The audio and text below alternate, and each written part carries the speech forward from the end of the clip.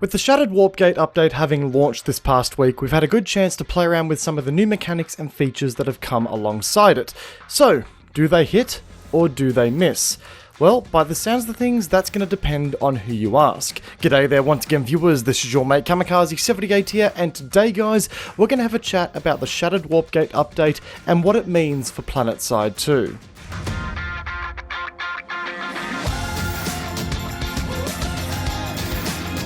So, this has been a video that I've been thinking about for a while. In fact, this is the second time I've written up the notes that I am commentating off of for this video. As a content creator who spends the majority of my time creating content for this game, I always feel as though it's a part of my responsibility to get in there and drive up the hype as best as I can for new players whenever a major patch launches. You know, create some interest in the game that satisfies the big old YouTube search engine and, you know, invite those new players in, so on and so forth. But I was actually at my real job when this patch launched, which meant that I really couldn't get in there as quickly as I would have liked to have. No matter, I'll just get home after work and start driving that hype up on YouTube and really getting the hype going for the Shattered Warpgate update.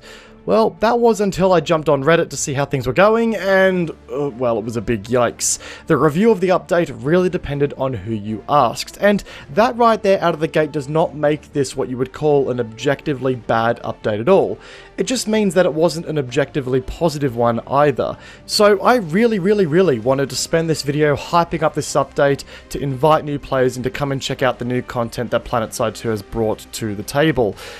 But that would be the irresponsible thing for me to do as a content creator here. This update just simply is far too controversial, and there's far too many pros and cons going around right now for me to do that as a creator and as a voice in this community. So today we are going to instead take a look at the features and work out why some are loving the mechanics, why some are hating them, dropping some personal thoughts from me, and also talking about what we can learn from the Shattered Warpgate update.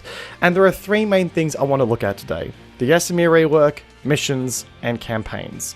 Firstly, I want to talk about Esamir itself, and I want to start off by congratulating the developers who oversaw the development of the area actually in and around the Shattered Warpgate itself. I take my hat off to you guys. The crazy terrain, the new plant life, all of that has generated some of the most interesting fights that I've actually been a part of in Planetside 2 in the last, I don't know how many years.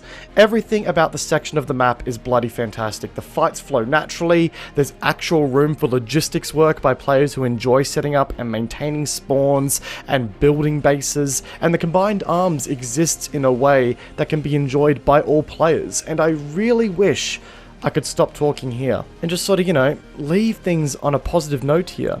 But this is a bittersweet part of the update for me, because that section of the map has been reserved mainly for campaign-orientated content and isn't connected via the main lattice to the rest of the map. And now that we are, what, a week in to the update being live, those fights out in the Shattered Warpgate area of the map are few and far between, and that is a damn shame. I logged in on the launch weekend and saw people fighting in this area, foot-zerging under the cover of armored support that was resupplied by the nearby player-made base. This was Planetside at its finest. And it's something that quite a number of bases in the current lattice just simply don't provide, and it's a style of gameplay I really want to see the devs double down on.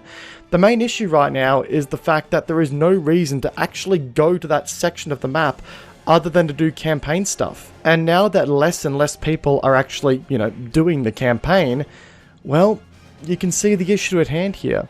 Developers, take the design of the Shattered Warpgate section of the map and look to integrating it more directly into the primary form of gameplay. We'll see some seriously interesting fights make their way into the game, in my opinion, as a result. I just think it's a huge opportunity to better improve the battle flow of Planetside 2. Now, that's not to say that the changes to the main lattice on Esamir aren't good, though. The larger areas that now exist between most bases is a real breath of fresh air, as I've seen a lot more mid-base construction fortifications being deployed, vehicle battles, and just organic battle flow that relies less on redeploy side. The Biolab ruins for me in particular have produced some really awesome battles when there are encampments set up by players in advance, and when that is the case, construction is actually having a role to play in the primary lattice link in the game, and that is really cool to see as well. That's not to say there aren't some issues though, you know, some bases like Echo Valley Substation could really still use some work, and it's way too easy right now to Warpgate the Eastern Warpgate faction. In general, I know that not everyone is going to like the more open field design of some areas of the map, but there are still plenty of bases around where infantry can smack each other around without too much to worry about there. So there's still a good mix of content available on Esamir to this day, guys. But now, the mission system. Missions for me are interesting because right now I can see what the developers have intended to do with the system in this launch and who they intend to benefit from said mission system.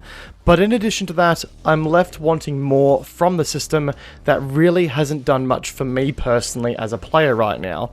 I'm sure people are going to want me to go on a huge rant about how these said systems are a waste of time and dev resources and should never have seen the light of day, let alone the light on the whiteboard they drafted it up on. But no, that's not what I'm going to say here. The biggest complaints that I've seen from the community is that the mission systems are completely boring and don't integrate into the day-to-day gameplay very well. And admittingly, for 9 out of 10 players in the player base in the game right now, that's true. I admit that in my day-to-day gameplay, I only really find myself accepting the Bounty Hunter mission and the Frontline Support mission that requires you to set up Sunderer spawns, because I simply don't find much enjoyment from galaxy piloting or the construction system or what have you. But we do need to keep one thing in mind, guys, and that is what the primary objective of the mission system actually was from day dot. To provide a player with some tangible answers to the question, what am I going to do in this session? Now, right now, the system provides those answers to select scenarios. The scenarios that were previously really under-celebrated. It gives players who choose to engage in some more relaxed playstyles like logistics earn some rewards to further their progression. The system is at least a good starting point on that front, and is an example of how it can positively impact the experience for the playstyles it rewards. But despite all that, I'm not going to lie, I was really hoping for a wider selection of missions from the launch day. The current selection is really underwhelming for me personally. It would be nice to see some more generic options in play that would provide a bit more variation to the system and encourage players to engage in more content across the game, like vehicle ops. Right now, I'm seeing the exact same missions every day, just at different rarities. So there is endless room for growth here that desperately needs to be explored to avoid being stuck in a stage 1 development that many things have been on many occasions in Planetside 2's development history. I'm looking at you, Hossen. Also, I still have yet to see a mission hit my roster that offers me ISO as a reward, so the rewards definitely need some serious investigation there too, considering that, if memory serves me, the ISO costs for exceptional implants, at least to craft them, were balanced around the idea of players earning a distinct amount of rewards from the mission system in the long run, so this definitely needs to be investigated in the long run here too. The server-wide missions, such as the mining drill mission, are also a great start too to providing some unique and interesting objectives that throw some variation into the current gameplay formula, but I think they could use some work as far as implementation is concerned. If it were up to me, I would love to see these act as randomized quote-unquote world events that spawn in the downtimes between alerts that create new fights in locations that are typically left unexplored in general gameplay, and bring unique objectives that keeps the gameplay feeling interesting. Currently, as a client-side activation, it just feels a bit strange, as it feels as though it's a personal mission you go off to complete, only to have a bunch of other players come and directly compete against you for that set objective. It's not very player-driven, it's very competitive and more varied and slightly random. It just feels weird. So my advice here would be to take on more of these objectives and integrate them in a way like how aerial anomalies used to work back in the day, and I think we would have an interesting addition to the game on our hands. Hell, bring back aerial anomalies while you're at it too, why not? And now we arrive at campaigns. Boy, campaigns. Look, this hasn't been the smoothest of applications for the concept, and it's a concept that I was keen for. It gives us a way to contextualize the happenings in the world of Planetside, and let's be honest here, Planetside has always been a game that has been hungering for some incredible lore told through the game itself. And credit where credit's due, I'm proud of the devs for taking the bull by the horns and aiming to get this into the game in the first place. If you told me that Planetside was getting story-driven content at the start of the year, I would have laughed in your face. But there's no denying there's some room for improvement. There are two major complaints that I personally saw surface surrounding the campaigns. 1, it's boring and adds nothing to value to the game, and 2, it's too short and doesn't add enough content to the game that makes it worth the investment.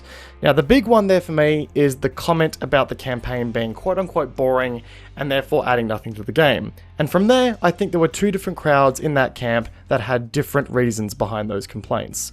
One, the campaign as a concept from the get-go was not an entertaining aspect of the experience to that player and they saw no value from it. And 2, the missions within said campaign were not engaging enough and were grueling to get through. Now, to the first crowd, there is a pretty simple solution to your problem. It's simple. Just don't play the campaign at all. It really is that simple. Now, to clarify before everyone gets their pitchforks pointing in my general direction, this isn't me having a crack at the crowd who wanted to enjoy the campaign and had trouble enjoying it thanks to the content it had on offer. That's different. I am, however, having a crack at the people complaining about the campaign who had no interest in the campaign from the get-go, and then tried it out anyway, not with the intent of potentially changing their mind, but to only cement their hatred for its introduction to the game anyway. There is a reason it's an optional part of the game. Yes, there are rewards for it that are unique to said campaign, but it is inherently something that you could choose to avoid that won't affect your enjoyment of the game as you have known and loved for years. If you have no interest in the campaign at all from a conceptual standpoint, then I promise you, you will be a happier individual by simply not participating. Take that on board, please. But when we get to the second crowd who had every intent of engaging with the campaign with actual enthusiasm, only to find the content itself difficult to enjoy, that I can agree with you to some extent. I will admit that I have had yet to complete the campaign entirely because, quite frankly, I haven't been all that driven to go out and gather space carrots. It's just a fetch quest at the end of the day, and when you have a bunch of other players competing against you for those assets as well, and, also shooting you over them, it becomes quite a chore, which just isn't something you want to see out of a system like this. So I can 100% see what the devs have aimed to do here, and by God, I love the concept. I want stuff like this in the game. I want the devs to explore what's happening on Araxis, and I want us to explore this stuff in a way that is interesting. I think the devs just need to spend some time perfecting how they accomplish this. I think a big step in the right direction is simply better integrating the campaign into the standard battle flow. I think a big misstep here is making such a conscious effort to separate the campaign from the main game itself, the quote-unquote main game, which in theory makes sense if people want to follow the Sturbs, but I think it wouldn't hurt to blur the lines a little bit here. We have to keep in mind that this is the developers' first real attempt at integrating any kind of story-driven content into Planetside 2, and with that, there are going to be some challenges that they haven't faced before as a studio. Rel has acknowledged this with the development letter that released at the time of recording this video, where he makes the comment, and I quote, "Watching players struggle with figuring out where to go and what to do was pretty heartbreaking from my perspective." So he is well aware of the struggles that this update has faced, and he's also emphasized that the benefits of the campaign system is that with each chapter, the team can learn lessons from each iteration. And with that, guys, I want to wrap up with some closing remarks on the update. Was it the smoothest update to have ever come out for this game? No, not really. But in saying that, I also find myself asking, have I enjoyed myself after the newest update to Esamir? And to that, my answer with full confidence is yes. There have been issues, and the campaign has had missteps, but I still have no issue jumping into the game and enjoying my time. I accept the daily missions that work for me, and I gain some bonus rewards as a result. One of the things that does get on my nerves here a lot is when people start making claims like they shouldn't have wasted their times on this. I don't know why it does, but it just does. Planetside 2 is in the midst of its most evolutionary year, and the developers need to take the opportunity to try and expand on the experience while they have the chance to do so. And I welcome these bold changes to the game with open arms, because without that innovation, the game will slowly fiddle out and die, guys. A lot of us salty veterans out there who don't know what the mission system looks like to a new player aren't going to experience it from the perspective of a new player ever, and a new player may very well log into the game and be greatly guided by the mission system and actually have some ideas of what to do in the long run and get rewarded for it as a result. And that may very well see them become a returning player in the long run. I have seen a lot of brand new players make their way into the game with this update, and I hope the mission system is doing a good job at integrating them into the game more naturally. But just know, guys, that we are being listened to when it comes to feedback. The patch that launched directly after the game update fixed a lot of the issues that the community was reporting and did so swiftly and effectively. So keep producing feedback in a constructive way, and I promise you that together, developer and community, we can help make Planetside great in 2020 and into 2021. But guys, with all that said and done, that's going to conclude this video, which ended up being a lot longer than I originally intended. But hey, the YouTube algorithm will love me if all of y'all end up watching to the end, so positive points there, I guess.